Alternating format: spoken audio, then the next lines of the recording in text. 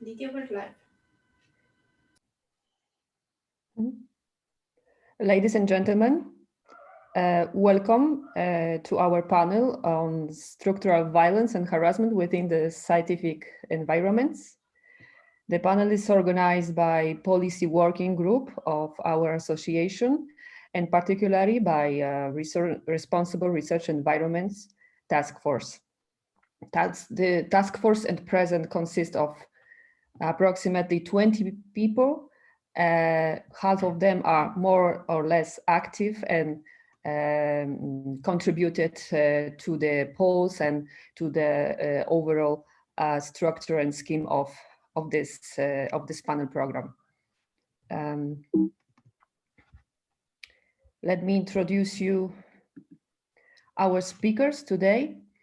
Karen Stroobants. She's a board member of Marie Curie Alumni Association, and she's also a co-founder of Metis Talk. Darragh McCashin, assistant professor in psychology at Dublin City University, a leader of research mental health task force in Policy Working Group, and co-founder of referent program. Jeanne Ponté, women's rights activist and founder of Me Too European Parliament. She's also an expert on European law. Vincent Immanuel Herr, non-fiction author, public speaker, moderator, part of Herr and Spare, catalyst for German chapter of He for She, and founder of Free Interrail. And myself, Natalia Trusilewicz. I am a moderator and I'm leading the Responsible Research Environments Task Force in the Policy Working Group. I will let our speaker introduce their labor by themselves. Karen, the floor is yours.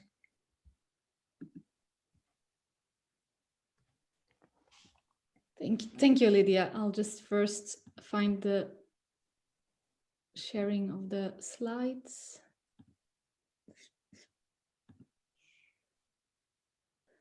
So thanks, Lidia, for the introduction.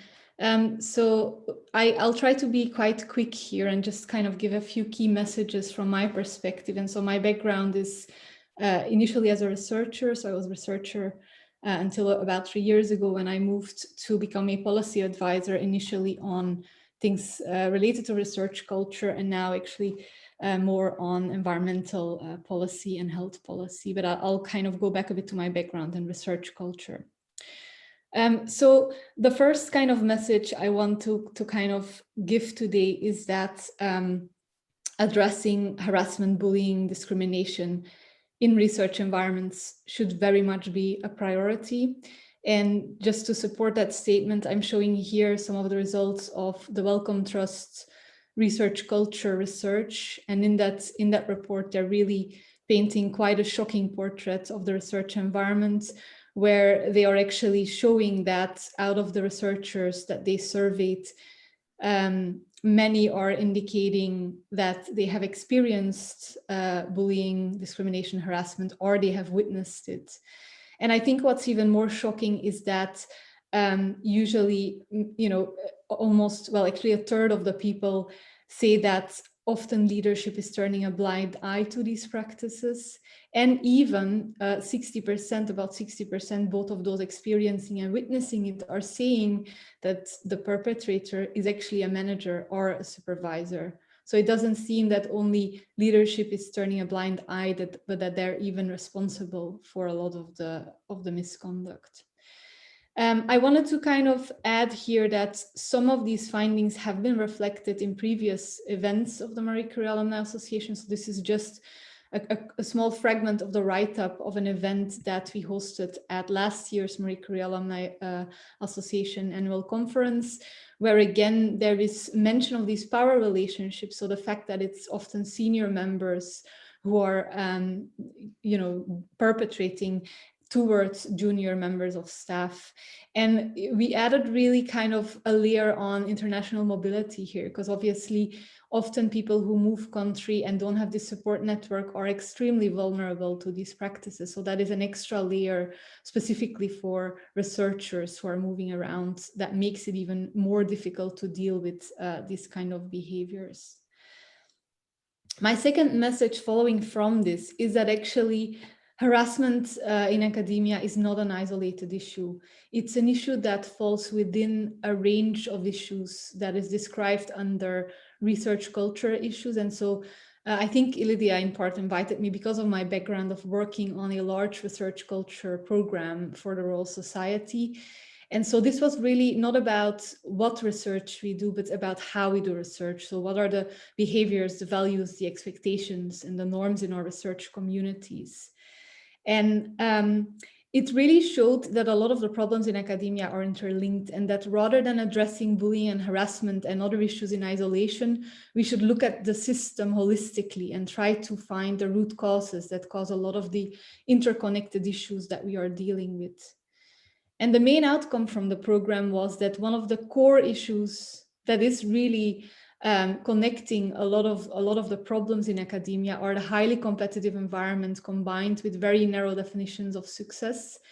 And specifically for harassment, for bullying, for discrimination, what this means is that we reward people sometimes for excellent research, despite some of the behaviors they've shown, despite the ways in which they have achieved that success.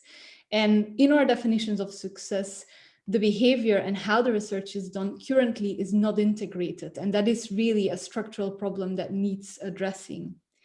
And so finally, I'll conclude with just saying that at the moment, there is a lot of momentum for thinking differently about how we define success. This is just an overview of a range of initiatives that are taken mainly across Europe, but also you can also see the Hong Kong principles there. So there is a worldwide move towards recognizing that there are problems in academia, and that actually reward systems, both in how we hire, how we promote academics, but also how we reward them with prizes, for example, needs a rethink.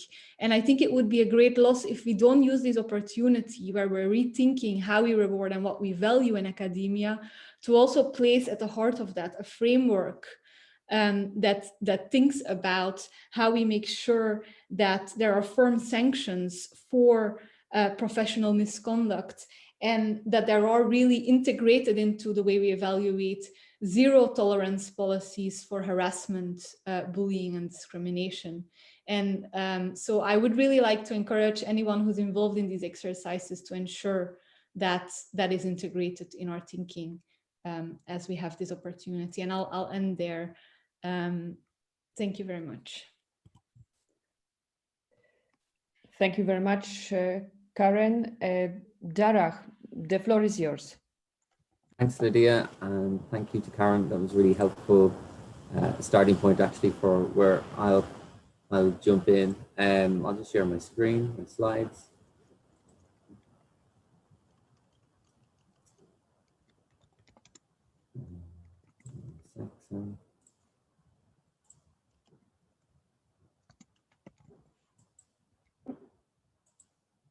Are you seeing those slides?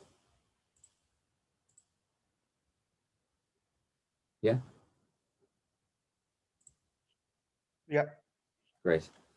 So I'm going to talk about Reverence, which is a mentoring initiative. And I think that the overview that Karen has given is just a really nice platform to just talk about where Reverend came from, and it's perhaps its usefulness in responding to some of those issues.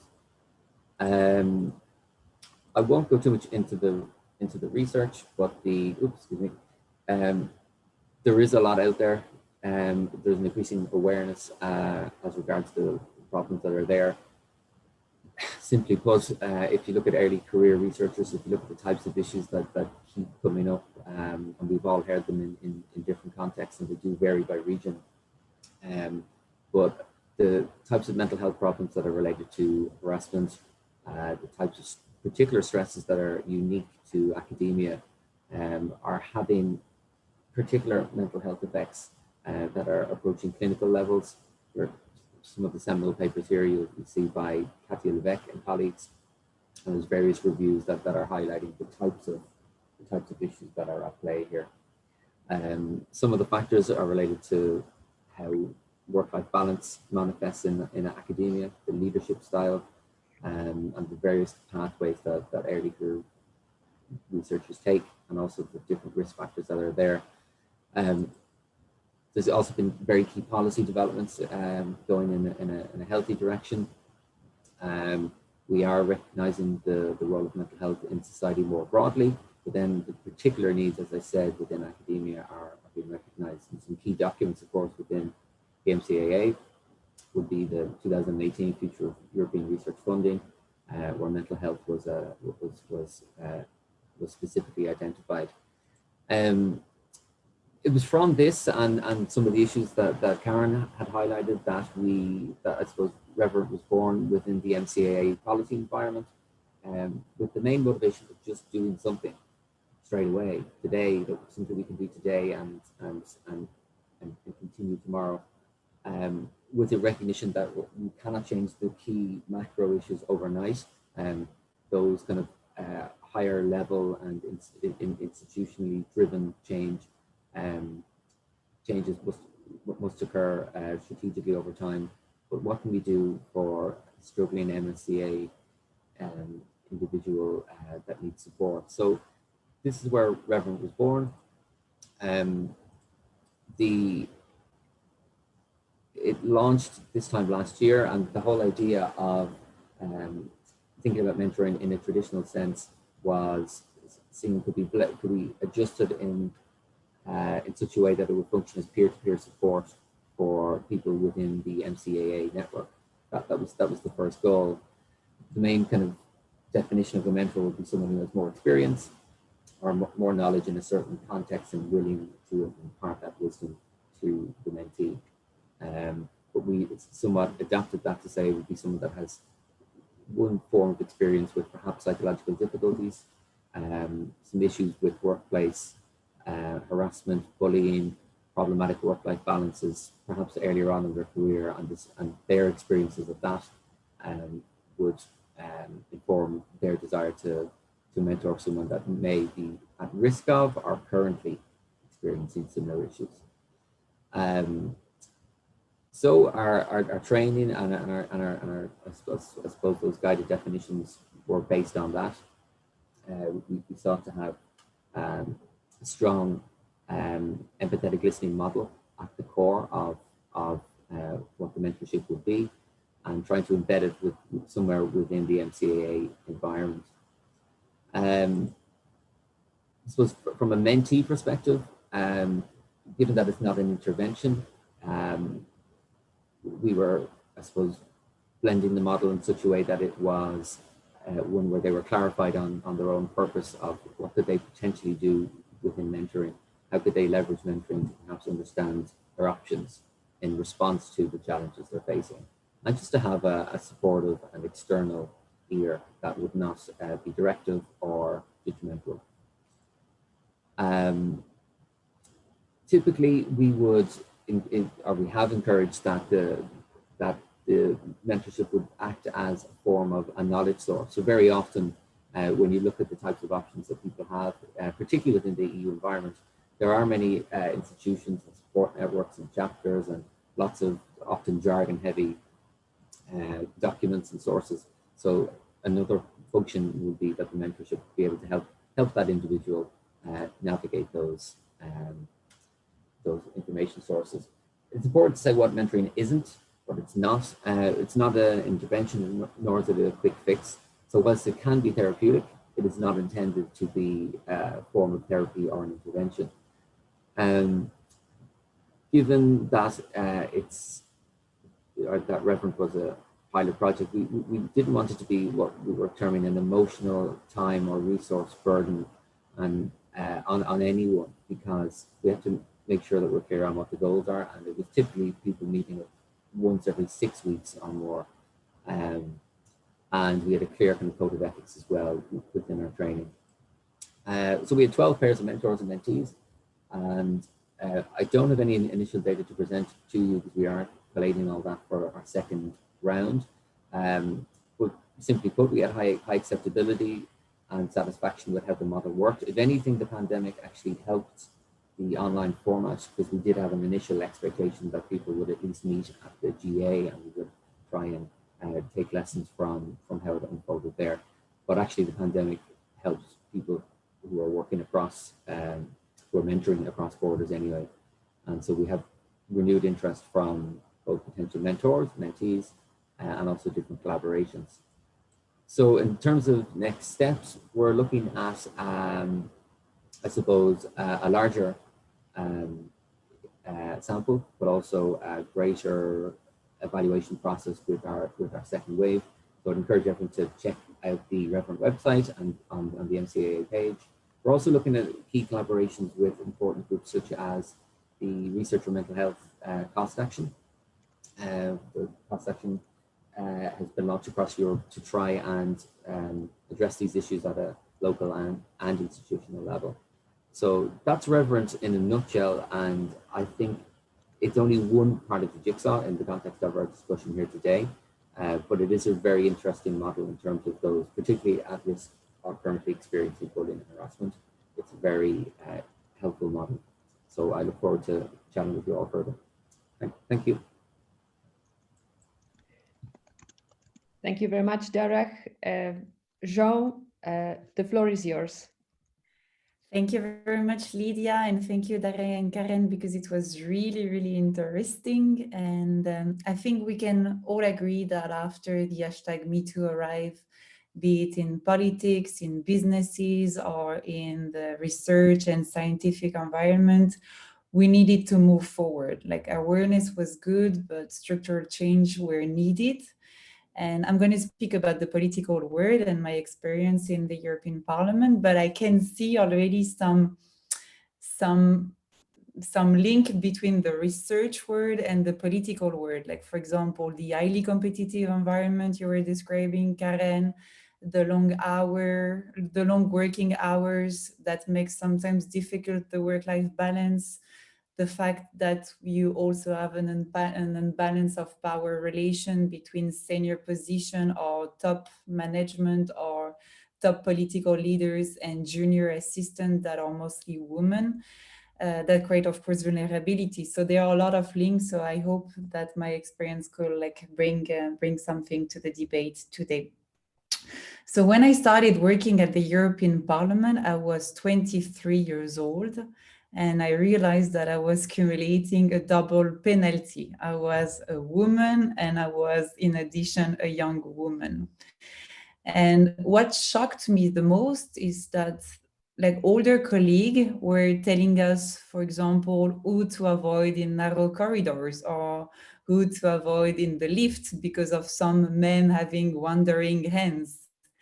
And that was actually shocking, because when you're 23 years old, when you arrive in an environment like the European Parliament, where you have representatives of the European citizens, and where, like, sexual harassment or sexual violence in general is a non-secret shared by everyone, to the freshly newly arrived assistant like me, that was quite shocking. And I remember being, like, annoyed by that, of course, but also finding how strange you can justify sexual harassment. And here, I'm sure you all have been listening to those, like, excuses to justify sexual harassment, such as, oh, it is not sexual harassment because this is just a way of flirting, or I'm trying to seduce you, or it is not sexual harassment because it's a joke. I'm just messing around with you and you're being too sensitive. Or as well, this is something I heard a lot. This is not sexual harassment because it's a matter of different culture or different nationality, which is for me also shocking, because it means that in some country you will have a prevalence of sexual harassment and in some other not, because of culture, which of course we know this is not the case. So one important thing for me at the European Parliament was always to make sure that sexual harassment has no age, has no political colors, has no religion, has no gender.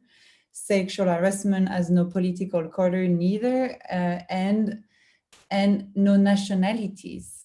And sexual harassment is not sexy. It's not a sexy move. And here I'm referring to what we've heard in France with the famous tribune written by Catherine Deneuve, where, for example, she's mixing the two topics. And so that was important. So what did I do and what did we do? We decided to fight back. So we started a movement of workers inside the European Parliament.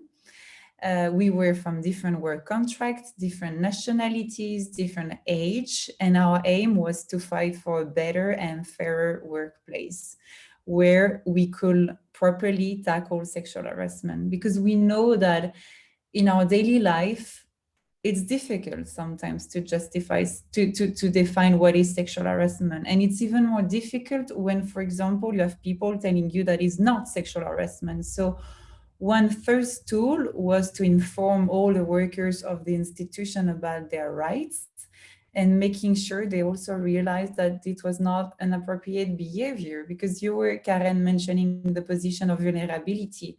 Let's imagine the situation where you have a precarious job contract, where you work long hours for a politician, where you are yourself member of a political party. You fear to be losing your job or to be fired of the political party if you denounce act of sexual harassment. So for us, it was important to create a network of solidarity between workers of the political world, because we also know that most of the time those behavior can continue because everyone is just closing their eyes, and because there is no system, for example, as you were expressing in Darragh, of mentorship. This is why I think it's actually super important that as well in politics you can have this system of protection of vulnerable young women or young men, for example, but not only young, people.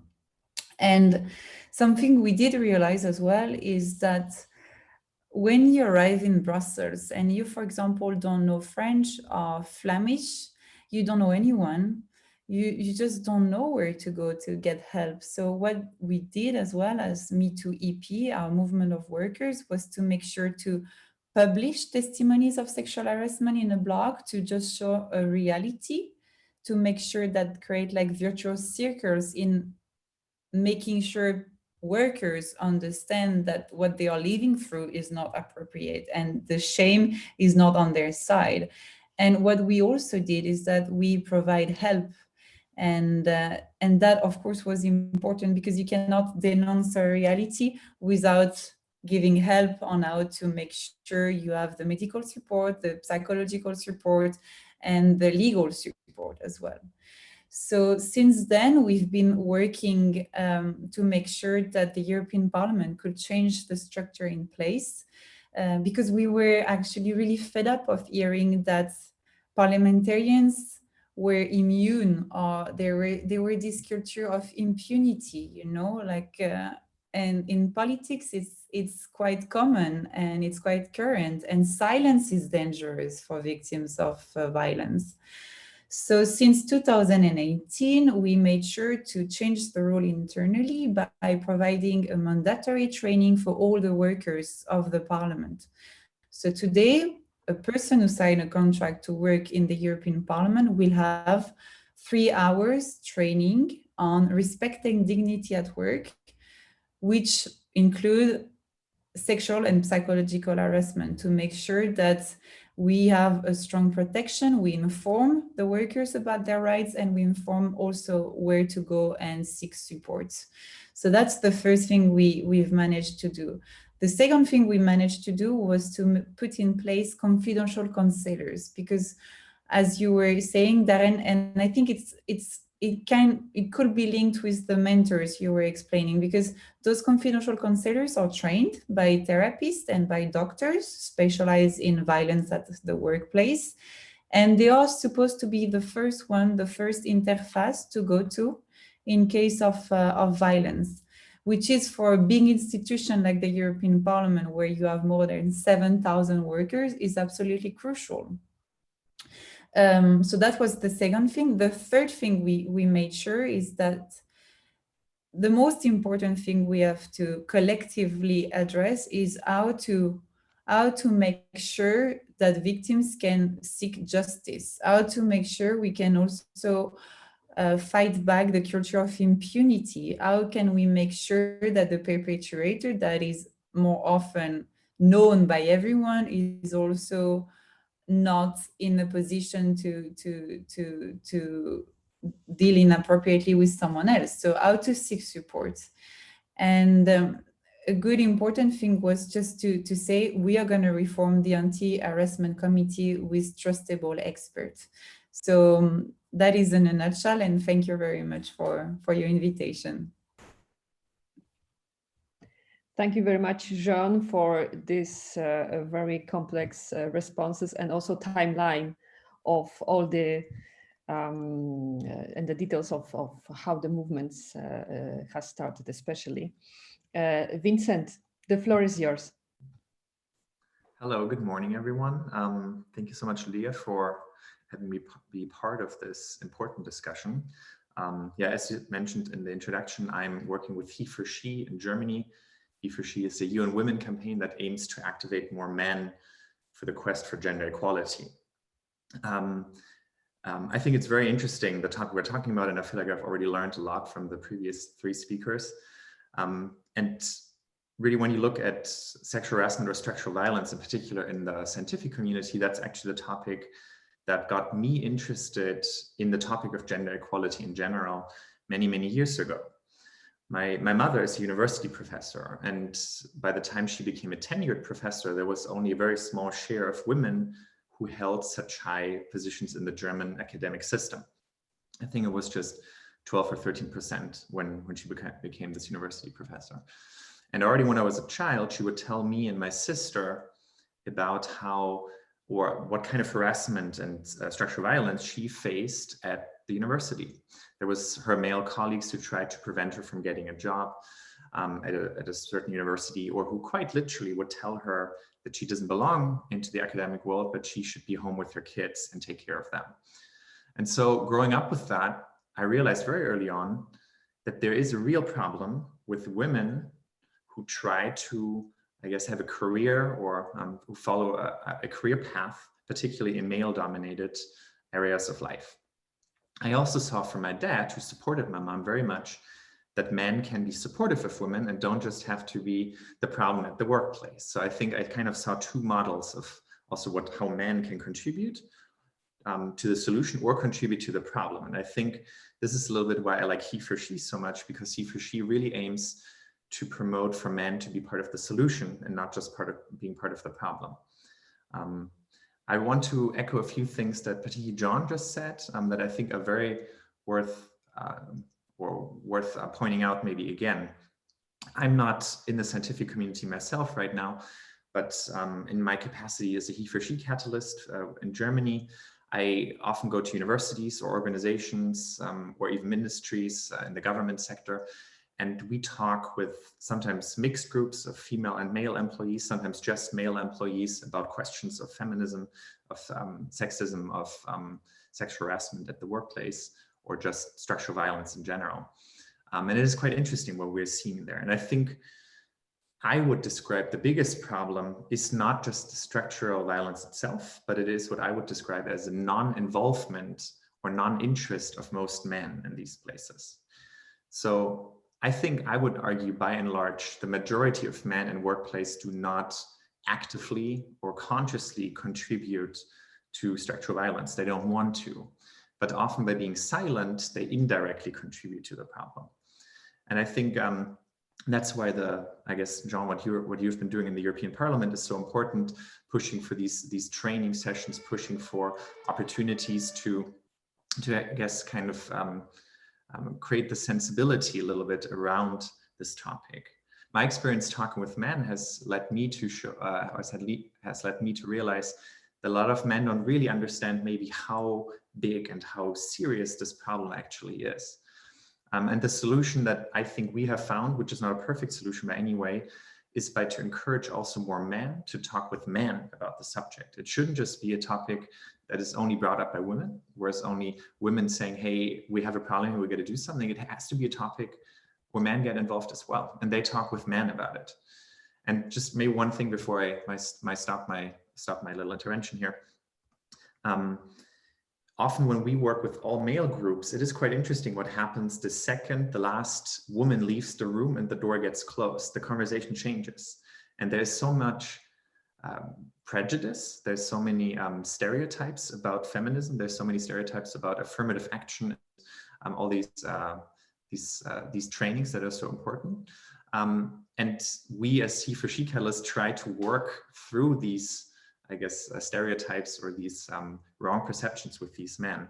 But there's a big fear and big, I think, also set of misunderstanding about why there is structural violence in the first place and why men need to be part of the solution. And maybe just one very last thing, I promise this is the last one. The Gender Equality Index in the European Union, which is published by the European Institute of Gender Equality, they look at different domains and where the difference, or they kind of look at the gap between women and men in that domain. And the domain that has the biggest gap right now is access to power. And I think this is very important. And Karen, you have been mentioning this. Power imbalance plays a huge role. And by and large, be it politics, be it academia, be it, I don't know, the cultural sphere or something, men hold more positions of power. So if we don't get them involved, if they don't become active agents of change, it's going to be a very, very long time for change to happen. So that's kind of what we're trying to advocate for with He for She. And now I'm very excited to be discussing some of these questions, I guess, and other questions maybe that come in the chat with the four of you. Thank you so much. Thank you very much, Vincent, for a very inspiring talk as well. Karen, Darragh, Jeanne, Vincent. I was thinking about many arguments when preparing this session, and I couldn't choose between so many of them actually. And I would like you to perhaps interact on the following topic. I mean, we are talking about somehow exposing the toxic shame of experiencing the harassments in different institutions of power, but we need the experiencing the same feeling on when establishing our social somehow interactions and our groupal sensation of being together and having common values. How can we balance this? I mean, experiencing actually the same feeling because it starts on the on this personal level, I believe, and somehow when establishing the groupal identity, how can we keep on? Are we there yet? I mean, and what is the present moment? Who would like to comment on this first?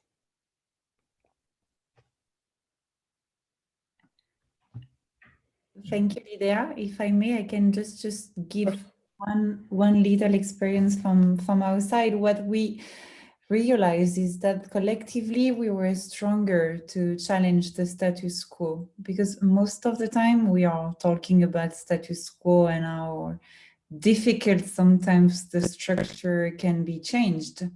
And individually you can question it, like yourself, like with your own experience, you can just think, oh, this is not fair.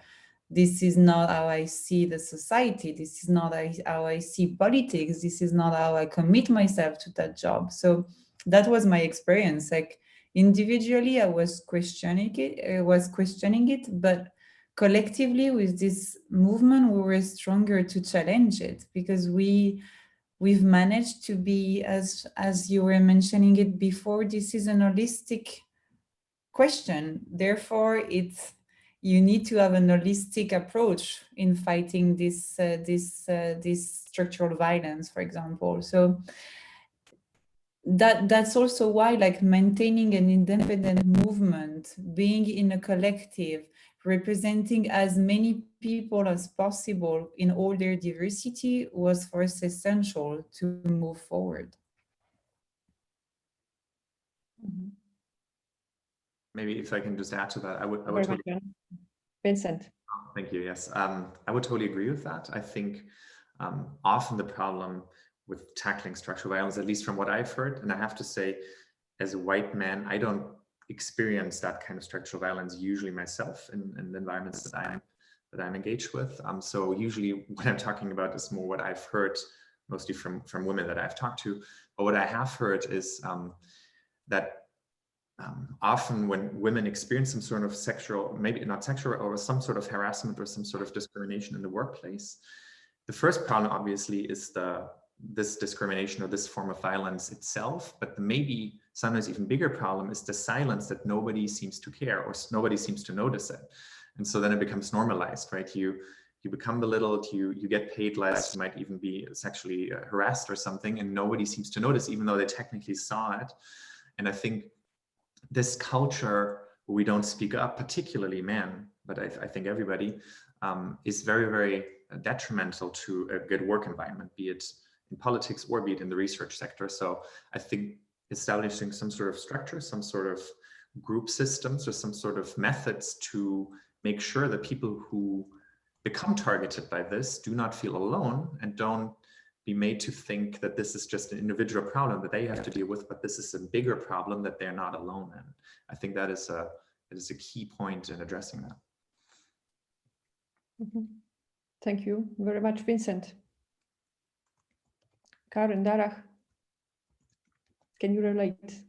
Yeah, it is quite a profound question as well, Lidia, isn't it? Are we there yet, and how are we balancing the tensions that you raise? I suppose a couple of things come to mind when we think, and it's really interesting to hear the other speakers and I suppose their case studies as to what you can do at an awareness building level and to try and help people realize their inaction that could be related to particularly sexual harassment or some of the procedures around that. I suppose when thinking about where policy change has occurred with, let's say, students' mental health, there's an interesting role of the powerful institution. So when institutions realize that there's high attrition in courses, that actually it's not good for the university, let's say, to have students dropping out, albeit in this case, it happens to be because of mental health. All of a sudden, when you see that, and when you see the patterns of mental health problems in student populations, because researchers always work with student samples, and all of a sudden you're seeing this pattern, that's the catalyst for change.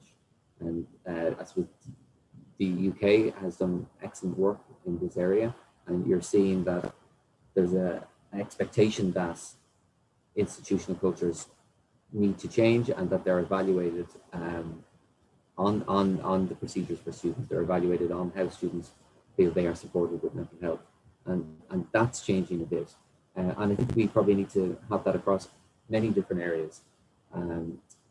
So I suppose I'm thinking about how can we keep those macro changes occurring at the institutional level, but then also have individual awareness. So I don't think we're there yet.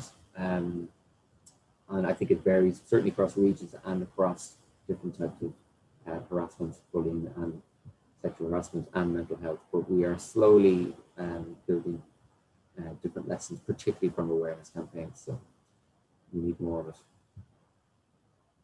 I'll just very quickly add, I mean, I think the question has been answered now, but I'll just add that I think, if just on the point of are we there yet, we're clearly making progress because we're talking about it today. But the fact that we're talking about it is also a sign that we're definitely not there yet, and there's lots to discuss. I do think the one thing that is important and where we see progress now is that data are collected on how big the problem is, because I think there's still really a lot of people who underestimate the size of this problem. So I think something that that many people are calling for, and that I think is a very important initial step in addressing the problem, is to make sure we have data to say this is really the scale of the problem. It's massive and we need to address it. Thank you, Karen. We have different questions from the audience. Actually, they coincided with the question I was about to ask you at this present moment. And somehow also it is inspired by what Vincent in particular, or making the connection between the genders, especially, and how to make the male collective more participative in the change we all are well impassioned about. I imagine. I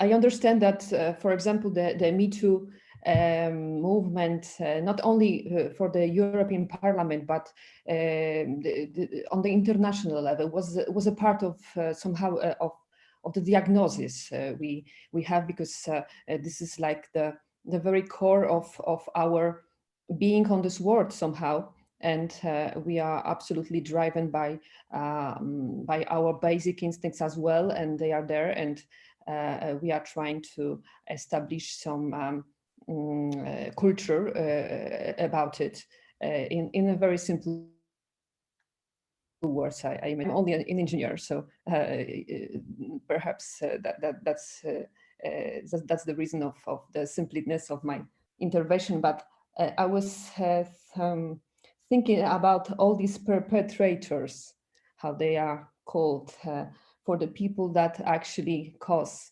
this, how to aim them properly, because at the present moment they are somehow shamed about their behavior, even if they are not identified, even if the make it legal, it's difficult or impossible in many cases. How can we make them participative regarding the perhaps showing them that the interest is common for everybody, and we are actually attacking our common well-being. Karen. I mean, there's quite a few points that you make there, Lidia. I think in terms of involving more people, part of it is to be vocal about it, and not just vocal in events, but as part of what departments and what universities and other research institutes talk about and what's on the agenda. Generally, not just by going to an isolated event where you have to make the choice to participate, but it being on the agenda of boards and meetings that people attend for other reasons. So, make sure that it integrates into the system. And then, on your question of how do we kind of, get to the perpetrators? I mean, I think we do really need to be less tolerant to these behaviors in general. And I think obviously there's kind of on the one side, there's people who are already in the system and who are in positions of power. And I think there needs to be more courage to react to that. So, we hear stories often of people who misbehave in one institution and they just move to another institution and they start a cycle again. We need to be brave, and we need to exchange those data and make sure they don't, achieve a position of that power anymore in their future career. And I think there's other things where we can be courageous. If we have awarded someone or if we have promoted someone and they do show these behaviors, we should be courageous and take those things away from them. And we should really take a very clear stance on on which side of the story we are in these cases. And then I think on the other side, there's just avoiding that people who behave like this don't achieve those positions of power. And that's where, you know, we need to integrate these kind of policies in the way we evaluate. And we have to think about what we evaluate. Do we only evaluate the research, or do we also evaluate the researcher and their behavior? And I know there's a lot of discussion about this. My personal opinion is it should be both. You know, they are linked together. And we have to, when we talk about excellence, we should not only talk about excellence of research, but also excellence of how that research is achieved. That is a strong opinion I hold. And I think that will make a huge difference if we can achieve that vision. Yeah, I think that's exactly right, Karen. When we talk about perpetrators, I think we can also be very clear, particularly when it comes to sexual harassment, perpetrators, 98% and more are men. So I think it's also important to mention that. And that's why I think men also need to be part of the solution. And yes, one step would be to have less tolerance, zero tolerance, and just say this behavior cannot also then lead to a promotion. That just doesn't work. It should rather lead to you having to leave the company or something like that. But I think what I'm often witnessing is, as I mentioned, this basic lack of understanding that there is a problem in the first place amongst men. So a lot of men genuinely think sexual jokes are actually funny. They genuinely think catcalling is a compliment. They actually think Me Too tries to prevent them from flirting with women. So there are all these prejudices, all these stereotypes. And I think one way, or maybe the most important way to address that is by having more men speak up against that kind of culture and address it with fellow men. And it's a little sad, but there are a number of studies, one of them by, I think, Curie and Kaiser from 2014, that show that men are important as allies in gender equality questions, because when men talk with men about these topics, the men who are listening are more likely to retain the information and actually think about it than when women talk with men about the exact same topic. And this is a very sad situation. It shouldn't be like that. But I think the reality is that a lot of men, when they hear the word feminism, particularly when it comes from a woman, they just feel like this might be exaggerated. This is not such a big deal. They shouldn't blow it out of proportion. And we still are not at the place where men generally and regularly speak up about this. And I think that needs to happen. And that's what we really try to encourage when we go into companies or organizations. But it's unfortunately a long process, and it's not easy. And changing this kind of cultural attitude where sexual jokes and these kind of things are considered funny among men, this doesn't unfortunately happen overnight. This is a long process. It starts with how we educate our sons or daughters, how we show them, what kind of role models we give they have and these kind of things, and then goes on and on into how do we encourage young women or young men into, do we discourage women when they want to become a researcher or mathematician or a scientist? All these kind of things, this all plays into that, right? So it's a big cultural shift, but it will not happen if it's just women demanding this shift. It has to come from men as well. Thank you, Vincent. Anyone else? Maybe a brief point just to follow on from what Vincent was discussing. I think that we also need to add in, I suppose, when thinking about those that are at risk of becoming a perpetrator, or those that are currently perpetrating, let's call them sexual offenses. It's very difficult, of course, to get into a scenario where you would mentor them or talk to them with the view to them something changing, which harks back to the point of maybe we need earlier awareness or different campaigns to stop these traits emerging. And of course, there's big cultural factors as well. One thing sprung to mind in Ireland, there's a campaign called Active Consent, which is simply a workshop to discuss the complexities of sexual consent as they relate to students, the role of alcohol, the role of culture, the role of gender stereotyping, and the types of issues that we're discussing here. And it's just one interesting model, I suppose, to think about something that we can do, even just to showcase to the institution. Okay, this this set of students underwent a workshop where we presented different sexual scenarios, what behaviors are okay and not okay from everyone's perspective. And even that as an insight gives an institution, because as Karen was saying, data is very important here. We do need to know over time what's happening within different institutions. So I think even greater creativity from an institutional level to think about not just the intervention, because of course prevention is better than the cure. So I suppose that was one thing that I was thinking about as well. I'm just conscious of time, so I'll hand it back to you, Lidia. Thank you, Darragh. Jeanne, can you? Yeah, just in one word, I think it's important as well when we are talking about this topic, just to make understand everyone that not bad is not good enough. Like in Europe, we have this tendency to think that women's rights or feminism is not useful because women in general are in a good position, for example. And I think that is like of course, a huge mistake, because this is not good enough. Like the results are not good enough. If we are talking about the EGE Gender Equality Index that was released last week, we've seen that since 2010, the EU and all the member states in Europe had made a progress of only 4 points. So it's nothing. Like in more than 10 years, 4 points increase is really not a good result. So I think it's always like a matter of constantly continuing. And I was agreeing with Karen when she was saying that we need to be courageous, we need to be bold, we need to have zero tolerance, and we need to rethink what is a good evaluation, what is merit.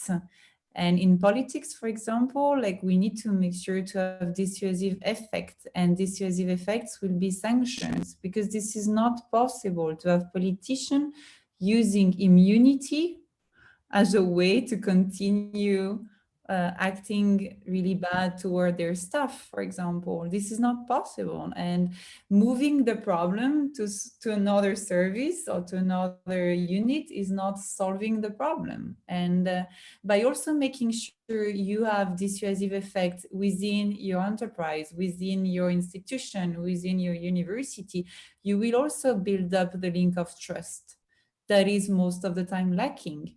Because at the end of the day, we want victims just to come forward with their testimonies and to make sure they have remedies, and to protect them against the victim blaming, to protect them with legal binding instruments. So having all that will make sure to build up this link of trust that is currently lacking in most of the workplace. Mm-hmm. Jeanne, can I ask Thank you you very much, Jeanne. Can I ask you follow up on that? I see a lot of the questions. Very briefly. Sorry, what, Lidia? Very briefly, we are running out of time. Okay, no, I was just curious if you could briefly tell us what you have seen as a result of, for example, the trainings that you have initiated with the European Parliament, or these kind of things. How do people react to that? Does it have a positive impact? Jeanne? Yeah, we are really happy with that, because we are making sure that this training is mandatory for all the staff. And at the beginning, they were a bit suspicious, all of them. And certain parliamentarians were thinking, oh, I'm not going to lose my time for 2 hours to go to a training. And it was, the feedback was always positive, and were always positives coming from the staff. It was actually great for the new workers, because they were also able just to learn more about the institution, how does it work, where to get support, where to get help in case of psychological harassment, where to go to, and the results were positive. The negative point, to be honest, is that most of the time the parliamentarian, it's not compulsory for the parliamentarians, this training, so it's on a volunteer basis. It's mandatory for all the workers, but on a volunteer basis for the parliamentarians. And we know that the most open-minded parliamentarian will follow this training. And the ones that are problematic, let's say, are not following it. So this is also why we continue fighting to make it mandatory for all parliamentarians. Thank you very much, Jeanne. Like final remarks, especially about the polls. I'm sure we can talk a lot about all these topics, but we are like 7 minutes, 8 minutes left only. So we were during the poll actually since yesterday. And from every most important parameters they could experience or witnesses in their research environments, bullying is on the first place. We have more than 30 members voting on these polls, so I think it's quite a sample. Then we have abuse of power, unbalance in decision-making process. However, they noticed also research mental health issues awareness, together with scientific wellness culture deficiency. There are challenges regarding the interdisciplinarity.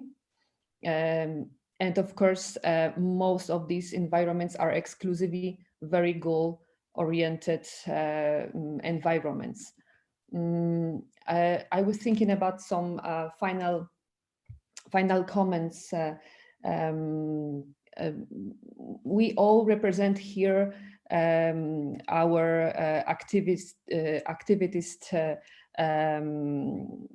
occupations, not exactly our daily job here. So I have a very, perhaps it is also a personal question, but I would like to ask you, and of course, a very briefly responses. What was the last thing that makes you proud or even laugh about your activist occupation lately? Who wants to go first? I can start. I mean, and I'll talk, in the context of this about, what's made me proud about the research culture work. And I think the main thing is that actually I'm asked a lot to talk about this, which I think is giving hope that people are getting more aware of these issues.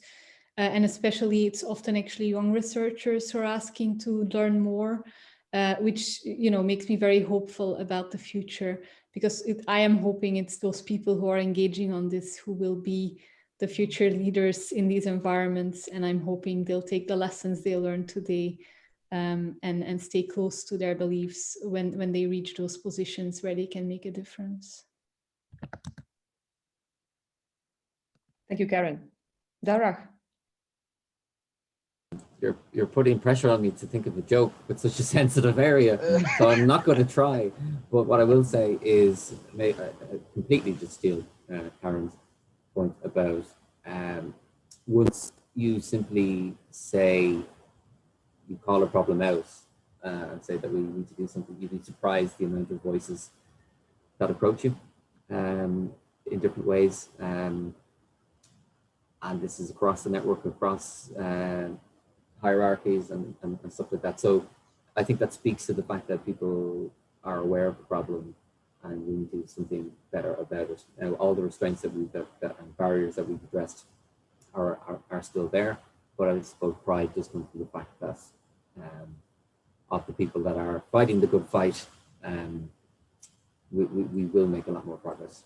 That's the fuel that keeps us going. But I have no joke. I'm so sorry. Okay, thank you. Jeanne?